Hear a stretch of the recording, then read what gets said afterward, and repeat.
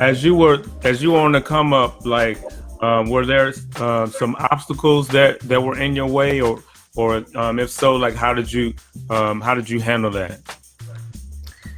I think my obstacles, were the streets, really, because like it was enticing for me to like go back, you know what I mean, and like kind of Right.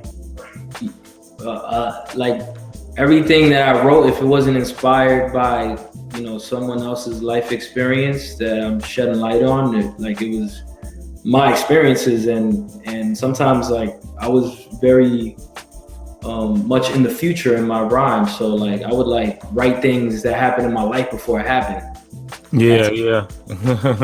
I was very zoned in that sense, and I guess the obstacles were number one, the streets, and number two, just keeping myself in a good mental space to be able to tell my story, because it like as a writer, like it takes a lot out of me to bring so much rawness to my music. Right, because it's your real life. Yeah, because it's my life. So it definitely, I feel the weight of that when I utilize my tools. So I would say those were the only obstacles. But after that, once I knew, okay, I just need to live in my purpose.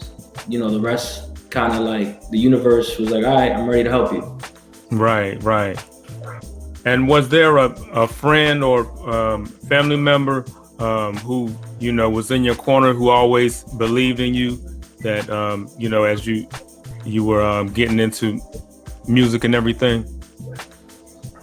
Oh yeah, my brother very much was instrumental.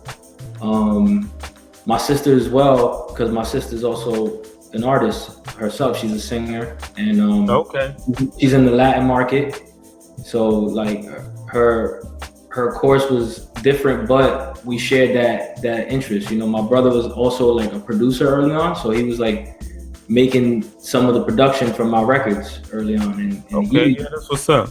Yeah, he was very, very much like brilliant in that sense, because he understood the science to like chord progression and all these. So him mixing the knowledge with, he didn't, and eventually like he kind of moved in different directions, because he's just a genius in that sense. Like, he kind of uses his mind, but he passed through there. Those were definitely two support systems. My godfather was instrumental. My godfather was the person who found Big Pun, Cuban Link, and Triple Sace, and introduced him to Fat Joe. Like, Wow. So he was the one that I was in the studio since 12 years old. I didn't have to. I grew in a booth. So like at that time, access to like studios wasn't like that prevalent as it is today, right? So right. Having that opportunity very early, me and basically my brother was like my best friend. We were in there all the time, and just rocking out. And so that, man, so many people. My girlfriend Kay, what I'm saying? Like for many years, we spent many years, and she supported me through my whole journey of touring and being in different cities and different places. Yeah. And being my backbone and giving me that faith, because it's hard. It's hard. You get the highs of the releases or the tours, and you come back and it's continuing the momentum and strategizing and rocking. And I definitely wouldn't be here without all of this support, even like the non-support, right? Because like my mom's, like, she hated that loud music, Oh yeah. Mom's not gonna feel rap music like we do. That shit off.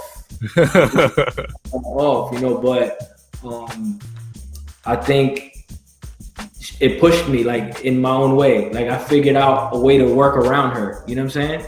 So it made me more, I would say, efficient with my time.